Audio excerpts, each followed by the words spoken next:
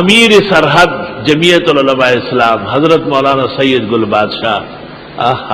اعلی اللہ مقامہ شدید بیمار تھے، ضرورت تھی خون چڑھانے کی۔ مفتی عبد القیوم پوپلزئی اور بڑے بڑے اکابر نے فتویٰ دے دیا۔ سید صاحب نے کہا مجھے شرع صدر نہیں ہے، اس لیے میں اپنے بدن میں کسی کا خون نہیں ڈالوں، خون نجاست غلیظہ ہے۔ فوت ہو گئے لیکن خون نہیں چڑھنے دیا۔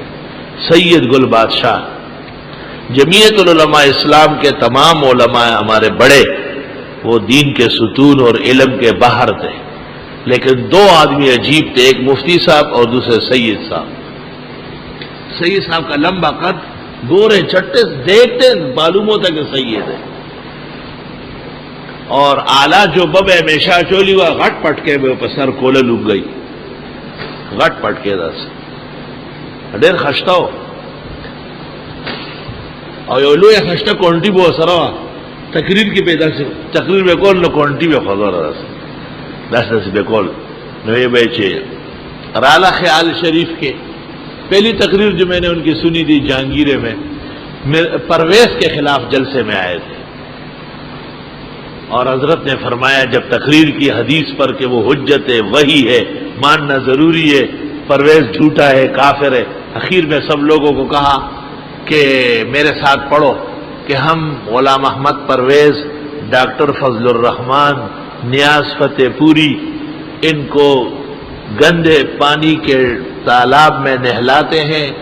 اور پھر ان کو الٹے غوطے دیتے ہیں،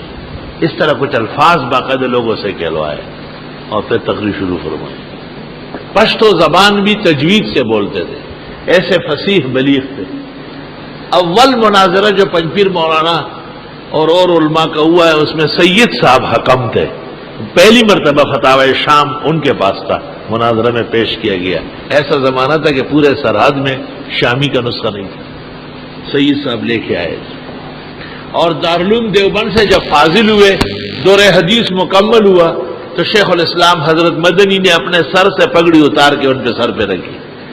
اور اپنا عبا جو بخاری کے ختم میں پہنا تھا وہ اتار کے ان کو پہنائی، اور فرمایا اس پگڑی اور اس عبا کی لاج رکھنا۔ حضرت اس پر پورے قائم دائم رہے۔